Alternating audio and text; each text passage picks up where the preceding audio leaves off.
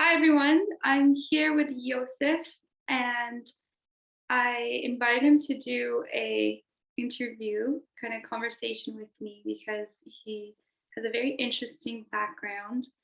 Yossef is a sex and magic coach and he's doing some very amazing work regarding consent and boundaries, and he's a wonderful divine masculine complement to talk about Tantra and how it is weaved into our kind of modern day.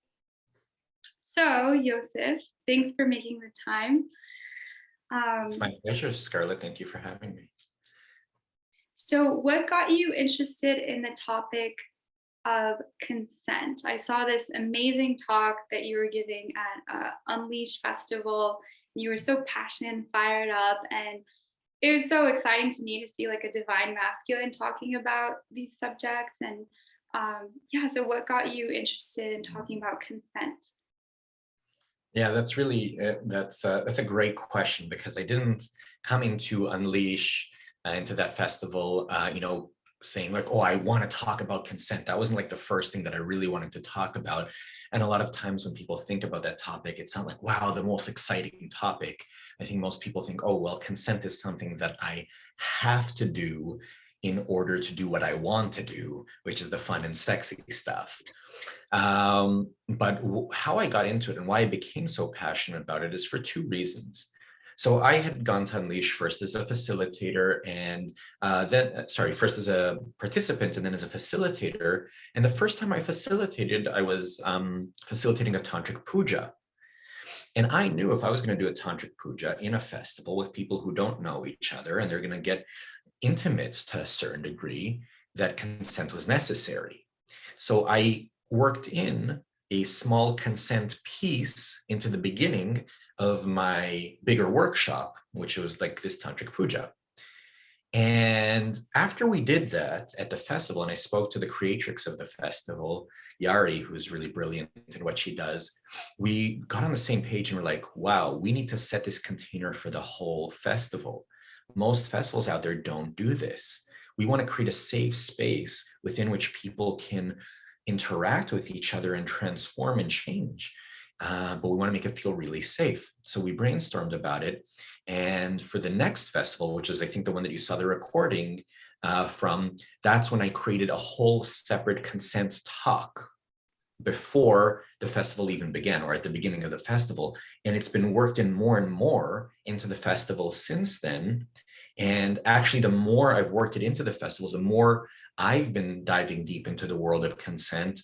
I've realized that the consent piece itself is so juicy. It's not just a container to create safety, but that piece itself is juicy, and that creates a beautiful container. But it also, there's so much to learn from it. It's when you practice consent, you're doing a good amount of self-awareness work.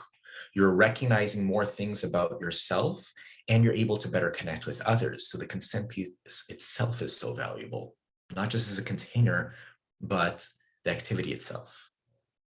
And what did you notice about the participants, like as you were briefing them on the consent and on how to relate to each other? Was the vibe mostly nervous, or were people very receptive? And what sort of things came up with sort of questions or?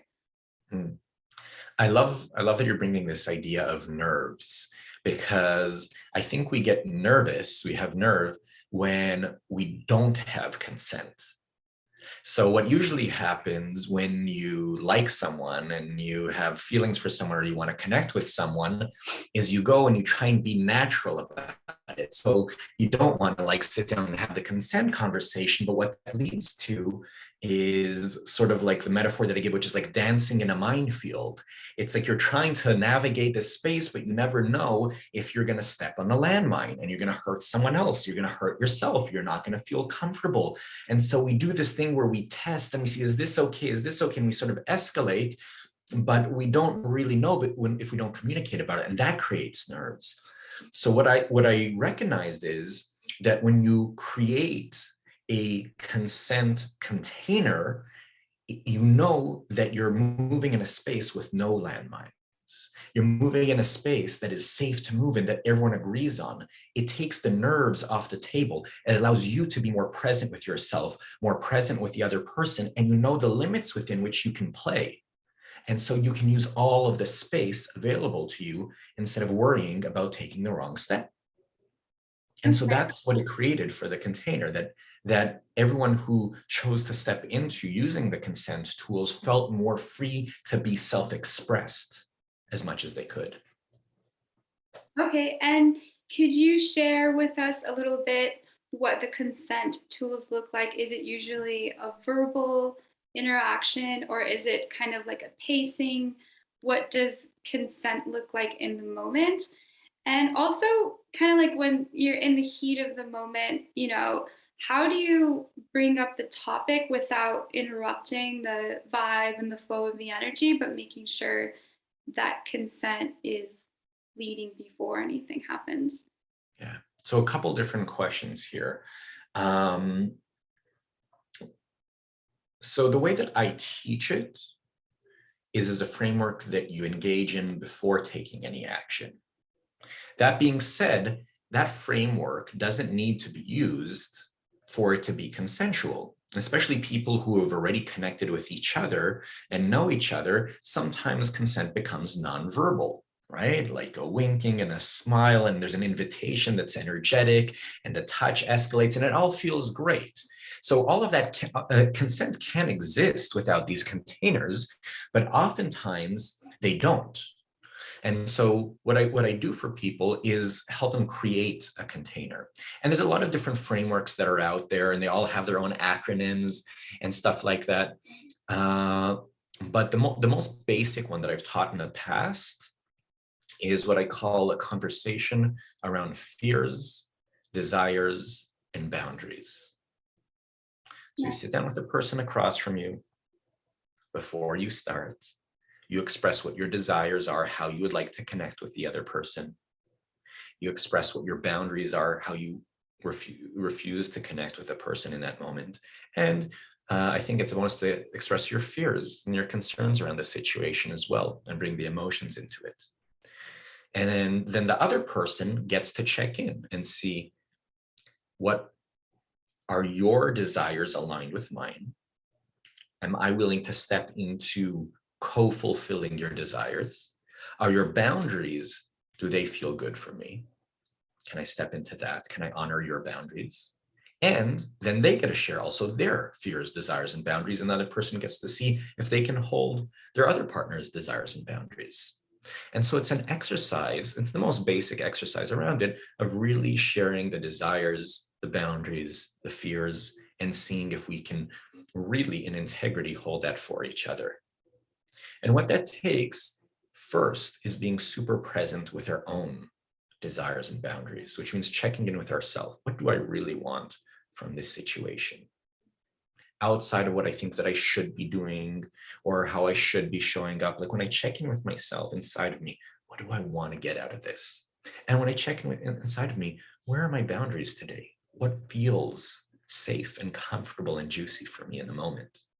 So we must check in with ourselves first before communicating it, and even check within ourselves first before responding to the other person and seeing if we can hold that for them. Not be like, just jump into yes or jump into no, but take a moment and see if it feels right.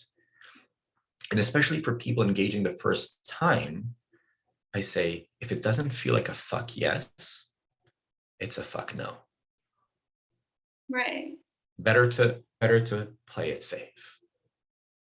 And I think it's also very important. I love that the way you describe it's very meditative and it's very a spiritual practice in itself. And I think it's important that pausing because there's always different factors. I mean, what someone may have been comfortable with on a different day may have shifted, at a different time, the second or the consecutive times that there's an opportunity. So I think it's just amazing that they were talking about this, and I think it's super important. Um, so, kind of talking about in I relation. realized I didn't answer the other half of your other question though. Right, go ahead. So Okay. So I want to give that attention as well, because you were saying, well, how do you bring it up in the moment without spoiling the Yeah, mood? yeah. Right. And even connected to what you just said, oh, that feels very meditative. And not everyone wants to have this meditative moment before they connect. Some people just want to, make it juicy, make it fun, make it flirty. And there's a misconception that consent takes away from that. And it's not true. It depends on how you do it. You can make it super juicy. You can make it super sexy. You can turn it into dirty talk, Right. right? So it's the difference between saying, my desire is that I'd like to kiss you, and maybe we can cuddle and grope a bit, and then we can maybe I would like to possibly, and go that way. And that doesn't sound sexy, right? That's one way to do it. Again, if you have consent, that's great. But also think about how you could do it.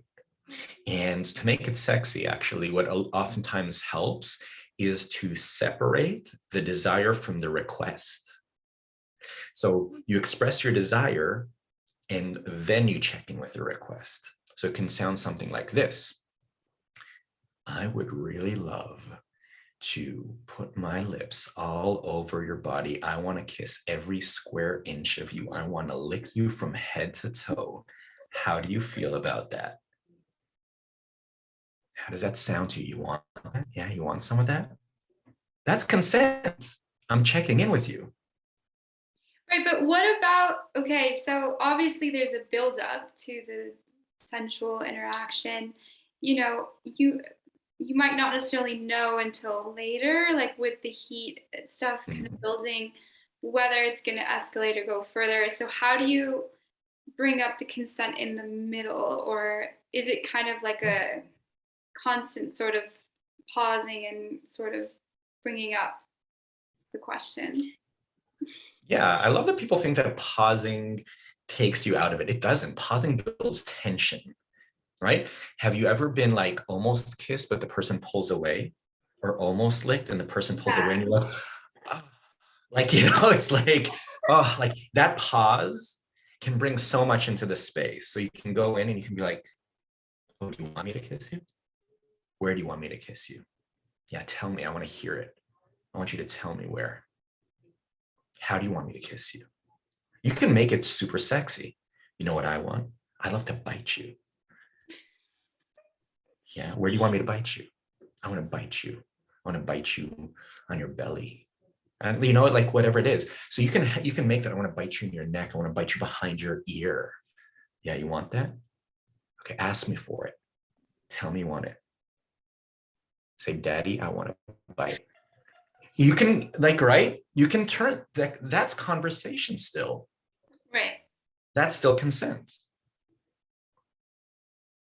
Right. Okay. So, along with this idea of consent, I know you work a lot also in the ideas of masculine and feminine, and Mhm. um, kind of like bringing Tantra into our modern day life. Like, what is Tantra? Obviously, um, we spoke briefly about how it's important to preserve the authentic teachings and traditions, but also how there's this interest of a lot of people who maybe aren't interested in going so deep into just the yoga or the meditative practices, but they want to benefit from these tantric teachings. And I think one of these benefits of Tantra is helping balance the masculine and the feminine energies within each of us and with each other.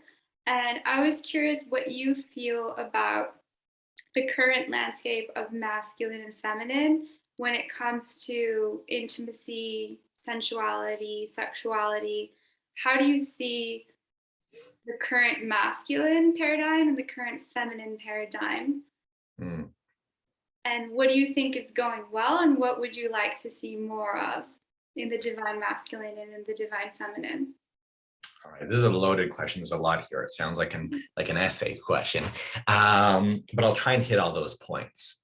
So first of all, you were talking about, I think, a little bit about the concepts of Tantra versus Neo-Tantra, the idea of how much do we preserve the old, how much do we move in towards the new. And I'm not of an opinion of one way or another on it. I think that both are very valuable. On one hand, I am an innovator, and I do tend to orient towards what works rather than what's tradition. So there's a part of me that really is interested in bringing in how psychology plays into it, how newer practices play into it, how it crisscrosses with other practices such as Taoism, which tantrics have been actually doing forever. So I think that that's very valuable, and doing all of that. At the same time, I think it's really important to honor where it all came from. And like on a more like social aspect, it's about moving away from appropriation of something and using it for yourself to appreciation. And the way that you do that is by honoring where it comes from. So honor where Tantra came from, where the teachers, what the teachers taught, all of that. I think that that's very important to honor it and to, say where you learn things from and where it came from, and also to leave space for its evolution. So I think that we both want to like look back into the past and look forward into the future. And there's a balance there so that it always stays up to date as well with what the needs are. That being said, what's the world that we're living in terms of masculine and feminine, the paradigm and all of that? I do. These forces of masculine and feminine, yin and yang, whatever way you want to talk about them, these ideas are as old as time. I think where we're moving towards, first of all, both socially and spiritually, is away from duality and more towards a spectrum. It's not masculine or feminine. No human being is either masculine nor feminine, regardless of their gender or sex or identification. We are all on a spectrum. Everyone has both of those forces within them. We have the feminine force and the masculine force within us. And how I see those interacting are on different scales. First of all, it is that relationship within us. Tantra talks about the concept of inner union, inner marriage, this idea of how do you first marry both of these forces inside of you and create balance within these two forces inside you. You might present one way or another, that's irrelevant, but it's more about how these forces interact within you to create balance in your life, whatever that looks like for you personally. And then there's also how these forces show up when we're in relationship with one another, how the dance works, because you can have a dance between the masculine and the feminine, which would look different than a dance between two masculine or between two feminine. And so just to be aware of these forces, there's no right or wrong way to do it. But when we become more aware of how they operate, then we can choose how we want to dance in this world with other people. And the third, I think that it's sort of like really seeing these forces and how they operate from a global perspective. There's a lot of talk about how we're moving away from the masculine and towards the feminine. And I think that that's sort of like a misunderstanding. What we want to move away from is the concept of patriarchy, is the concept of belittling or putting one above another. So I think that that's true.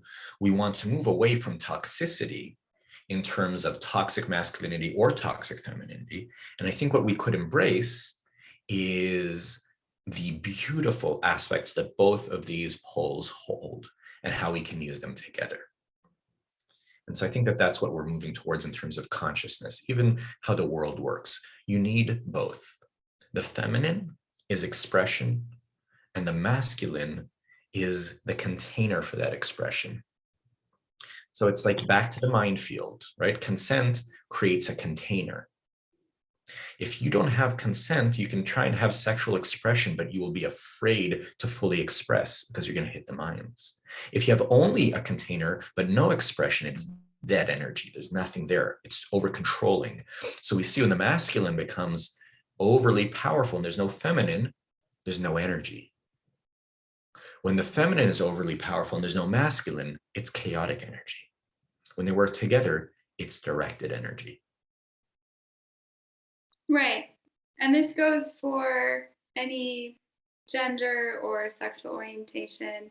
Like, Anyone, any gender, anything. If you're asexual, if you're, there's so many different ways for you to be in the world. And this goes for anyone. This goes for anyone. And if the words are getting in the way, you can forget masculine and feminine. You can think about it as different ways. You can think about it as energy and container. You can think about it as yin and yang. Use whatever labels you want. I think people use these terms as archetypes, but they're not meant to limit in terms of, you can't think them specifically as gender. They're just sort of archetypical terms that were available back then, because that's the way, people thought about them. And so bringing that kind of into the present day scenarios, I love talking about dating and relationships like in a spiritual context. What really fuels me is bringing a new perspective. I was exposed kind of in the dating world to a lot of pickup artists and lots of different sort of manipulation tactics and playing hard to get and things like that, which I think there's a way that we can keep the dance of that energy but not necessarily have to fall into manipulation or into these sort of toxic dynamics. I'm What I try and share with people is the energy of being a giver rather than a taker when it comes to dating and relationships. If you're looking to take or get energy from someone, then it never really goes well. But if you're overflowing and in that giving kind of energy, then I think it's great. So talking kind of about modern dating dynamics, you mentioned moving from the masculine to the feminine. Obviously, what we're seeing right now is a big shift in the power dynamics. I think the idea of the patriarchy and stuff is sort of breaking down a bit. There is a lot more, divine feminine rising, but there's also kind of these strange subcultures popping up and a lot of resistance that seems to be popping up to this feminine, gaining power. A lot of people talk about, like, oh, feminism is to blame and feminism's awful. And how do we sort of not get into that dichotomy of, masculine versus feminine? And how do you see, for example, in the dating world, a lot of the masculine reacting to these strong feminine concepts? So the whole Me Too movement has scared some men from even wanting to approach a woman. And I think it's a little bit of a overreaction, but I also understand where their apprehension comes from. So how do we move beyond this male-female animosity and create more of a loving, interactive, integrative dating landscape? Yeah. That's again another very loaded question. I There's a know lot my there. questions are long, my Yeah. bad. Now, I'll try and hit all the points. So first of all, I want to say that patriarchy isn't inherently masculine, and feminism isn't inherently feminine, the way that we speak about it, tantrically. Both of those structures have masculine and feminine traits. And I think that this is one of the things that sort of trips people up, that when they hear these terms patriarchy or feminism, then it starts creating this dynamic: patriarchy bad, feminism good. So people start expanding. That means, oh, men are bad and women are good. That's not true. Patriarchy has harmed men as much as it's harmed women. And maybe the word is problematic because of the way it makes us think about it, but patriarchy has been as harmful for men as it has for women. Feminism is also a super loaded term. There's so many different people. Ask 10 feminists what they think it is, and they'll even have slightly different opinions on it. There's different types of feminism you can research, but the basic idea of feminine as being the fact of creating equity between the genders, that's very valuable, and that serves men as much as women. Right. So I want you to sort of like think about it this way. Patriarchy, right, has put women below men in a lot of ways, but it's also created these expectations of men to show up in certain ways, to be macho, to be strong, to not show their feelings, to be providers. That's a lot of pressure on men. That's how it's harmed them. And feminism is beneficial because when you're showing up into a place from mutuality, uh, from the same like power dynamic, then you take the power dynamic out of it, which means you meet heart to heart instead of mind to mind, you know, and there's no dynamic there in terms of, oh, I have to provide, you have to receive. No, everyone's giving, everyone's receiving, everyone is coming and meeting on an equal plane, and let's be vulnerable and open-hearted and connect. So there's benefits to these things. And I think, I mean, the basic answer for everything, and it sounds cliche, is love, is connecting from a place of love, is connecting from the heart space. And so that takes vulnerability. And the way to connect, it might not be a quick path or an easy path, but it's about communication. So just like consent is a communication framework to create juiciness and fun, there needs to be a bigger dialogue around or connecting men and women in a healthier way than it's been done in the past. So all these people that feel disaffected on either side of the dynamic, whether they're angry, whether they're upset, whether they feel like they're victims to something, it's about listening and hearing what's coming up for them. It's about breaking down some belief systems with love and with care, the way you would with a friend, instead of fighting, instead of disagree. Like, it's not about agreeing or disagreeing, but it's about finding connection points and about being curious and discovering. Because we know when you argue with someone, it doesn't make them follow your viewpoint. It actually makes them more rooted in their own viewpoint. So that will never work. Where do you find your connection points? Where can you find some common direction you want to go in? And how can you find what are the roadblocks to that direction? That's what it's all about. Communication.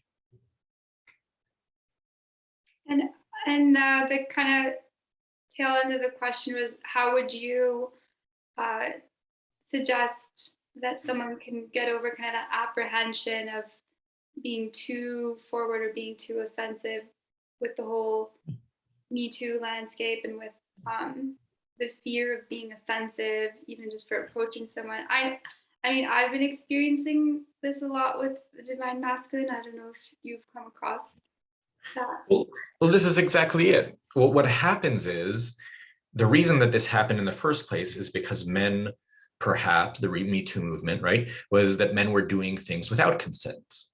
They're just doing what they wanted. And even if they asked, the consent wasn't really like pure, clean. They weren't like fuck yeses, because of power dynamics, because of structural issues, because of patriarchy, because of all of that stuff. It didn't really create a safe container for consent. So now what you have, and you're right, is a lot of men who are afraid to do anything because they're afraid of being canceled, of being Me Too'd, of being called out. So this is just the opposite side, opposite swing of the pendulum. This isn't healthy either. And what's common about both ends of this spectrum is that there's no consent, because they refuse to talk, they just avoid, right? So in both of these cases, the issue is a lack of a framework, a lack of consent. So where do you meet in the middle? Is you talk. Ask for everything. Ask. The reason people don't ask is because they're afraid of being rejected. Right. What we need to learn to understand is you are not being rejected. Someone just might not want to do what you want to do. Nobody owes you anything. Everyone gets to check in with themselves what's right for them. So do you. Right? So you get to express what you desire, and you get to be detached of the outcome. And once we're not afraid of rejection, because we can't truly be rejected. It's not us that's being rejected. Once we're comfortable with hearing no, once we're not just comfortable with hearing no, once we welcome hearing no, and we realize, oh, that didn't kill me. That's okay. I'm still good. And we feel comfortable with that, then we can ask more often for what we want. Yeah, and You can ask any good salesperson, and they say every no brings me closer to a yes. it's just interesting. Like everything always goes back to the self. That's why whenever I'm working with people regarding relationships, it's like, well, what do you shift internally to That's right. manifest that externally? It's never from the outside. And It's so I never think that's why spirituality and having a spiritual practice is so important for being able to relate to others and to have healthy relationships. So, with that kind of shadow of like what we're experiencing with the Me Too and things like that, I've personally been feeling called to do a lot more work healing sexual trauma and addressing sexual healing. And it's quite fascinating because when I look kind of to see what's already present, there's really not very much. And I find that very surprising that something that is so widespread and such a big elephant in the room is not really being addressed. So I feel very passionate about going ahead and getting that conversation started. And I'm grateful to have you as a divine masculine reflection with me in this conversation. And I would love to hear your feedback on how we heal the shadow of sexual trauma. I know that it's definitely very taboo, and we can only do our best not to trigger somebody or offend somebody. Um, but just having that intention from the heart to get the conversation going and to bring healing, what sort of advice do you have about us getting into these subjects and helping people heal from this shadow? I think the first thing is to destigmatize the idea of trauma. And we have an idea, oh, some people have been traumatized. I'm not one of them. That's not true. Everyone has trauma. Everyone experiences trauma. That's a fact. If you were a child and you really wanted a candy and your parents pulled it out of your hands, that may have been a traumatic experience that you now carry for the rest of your life, whether you remember it or not. Your body remembers it. And now maybe you're manifesting it in ways where you're afraid to ask for what you want because you're afraid it's going to be taken away from you. But you don't realize that the source of it is this traumatic experience in your childhood. So all of us have had multiple experiences in our childhood where trauma was stored in our body, starting at our childbirth. Childbirth itself is traumatic for the child. Imagine you're in this like just beautiful like womb and you're like nurtured and the water, it's like being in this like jacuzzi and it feels so great and you have everything that you need. And then you're just pulled out into the air and slapped on the back and coughing and crying and there's bright lights. That's traumatic. That's the first trauma that every single human being experiences. And then we go and throughout our childhood, we experience loads of different traumas and they are stored in our bodies. So the first thing is to destigmatize and say, hey, we all have trauma. And it works on all of us subconsciously. And it's not the kind of thing that's cured or healed through only therapy or coaching or talking. It's in our body. And so a lot of that trauma gets, since it's stored in the body, is released to the body as well. Like, have you ever done a workout that was like so hard and you pushed your muscles to the limit that you started crying? I know I have. Or if you've danced to the point that it was emotional, or if you've had sex and it became emotional and you don't know why, it's because there are these points in our body and that hold trauma and suddenly you had a release there. So you start having tears. And a lot of these spots that happen to hold trauma, it can happen anywhere in our body, but our belly holds a lot and our thighs hold a lot and our pelvis holds a lot. So that whole area that's really stimulated a lot through sex can be super healing. Or in cases or in other cases, re-traumatizing if it's not done well. So whether we're talking about connecting with ourselves in that way or with others in that way, through relation with others or even relation with ourselves, we can heal that stuff. But that means you need to create a safe container for that healing, or else you just get re-triggered and re-traumatized in that space. Right. And I think that definitely I relate to what you're saying with the sort of psychosomatic healing, like the body, whole idea the body keeps the score. I think that there's a lot of amazing yogic kriyas that help process that energy. I feel like it's kind of a whole synthesized approach works best, like mentally, emotionally, Yeah. physically. And I definitely feel that with traumas that are sustained in relationship are also usually best healed in relationships. So, like being able to feel safe with somebody, being able to reprogram that kind of imprint. And I think it's so important for people to know that it's not something you have to just have like a stamp of this is forever, and damage. There's a lot of that kind of rhetoric going around that I would like to sort of dispel that myth that because it happened to you, you're damaged goods or you're never going to go back. It's completely possible to heal and to fully enjoy sexuality and sensuality again. It's the most normal thing. And I think just knowing that everybody has trauma makes you realize you're normal and it's okay. It's just part of the human experience. It's part of what builds who we are and our personality. The question is it subconscious and then getting in my way, or am I aware of it and am I working with it? And I love what you said about like being able to heal it back through relationship. Like even if you take a case of someone who was traumatized in their childhood because they were spanked, and that's not something that we tend to do anymore, but they were spanked a lot and that was very traumatizing for them. You can even imagine that in the right container with the right person where you feel safe and you test out some BDSM and some spanking or flogging, that in a safe container with a person that loves you and is now doing that through love instead of out of anger, that you might reprogram that sensation to be one of pain to one of pleasure. Right. But again, container, safety, all of these, the person that you're doing it with, all of these things matter. Right.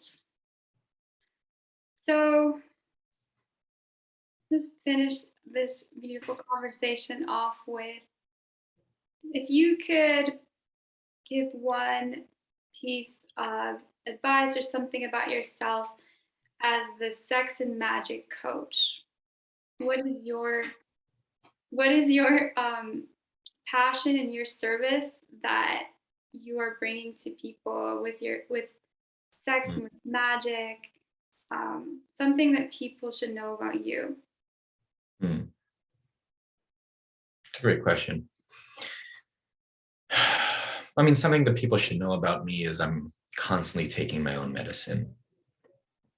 I'm constantly doing my work. I'm constantly taking a look at how I could show up in a more powerful way. I'm always finding out how I get in my own way. And I think that for a lot of us, I mean, why do I do the work that I do? Because I have my own trauma and I have my own experience that I come from. And at the end of the day, I'm healing myself. I think that we all do that. And to see all the things that we've experienced in the past as a gift that then we have access to and we get to share with others, I think that's magic. I think that's what magic is. The transmutation of our shadow into light, of our trauma into our gift, of the thing that feels inside of us like broken to actually seeing that that's the thing inside of us that is the healing power that we have to share. And that happens through love. Radical self-love and self-acceptance of all of our different parts is what transmute them through magic into what they're meant to be. Beautiful. Thank Well, you for that question. Of course. Thank you for this beautiful synergy. Thank you for showing up as a divine masculine and for also sharing about Tantra and helping to heal the collective and sharing your gifts. So thank Thank you you so for your much. time. Thank you, Scarlett. It's been a pleasure to speak with you. Thank you. I appreciate it. Okay.